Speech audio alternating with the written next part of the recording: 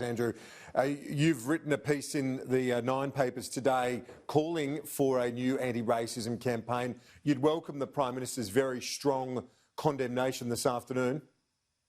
Look, I do, Kieran. His words were very strong. I don't fault his words, but what I've been calling for, what Labor has been calling for, is action. We've been concerned for some time that while, as has been said, Australians have really come together, we've also seen an increasing number of racist incidents.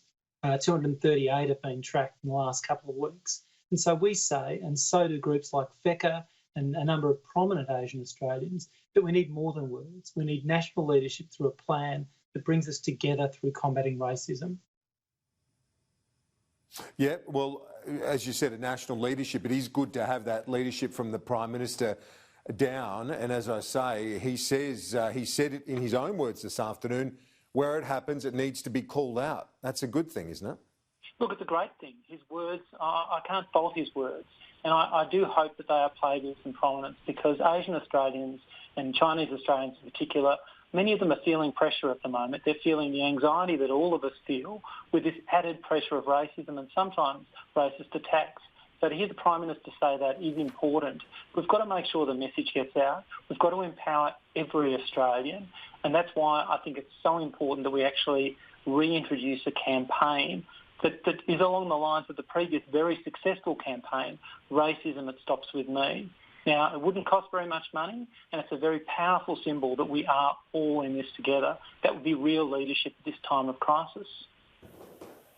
You wrote in your piece today that, of course, the Chinese government has questions to answer, but a pandemic is no excuse for racism.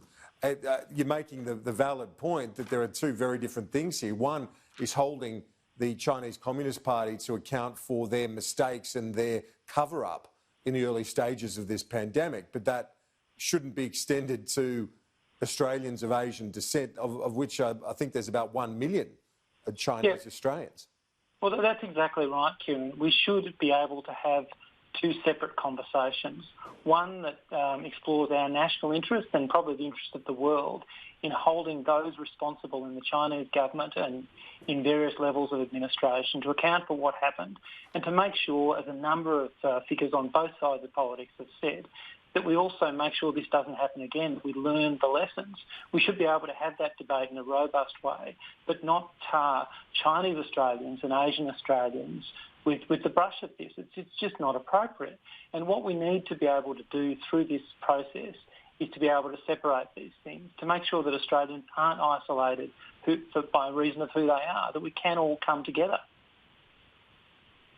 Yep, as you said, and as the government has said, we're all in this together, no doubt about that. Andrew Giles, thank you very much for that. Shadow Minister for Multicultural Affairs, Andrew Giles, with that call for a new national campaign on anti-racism.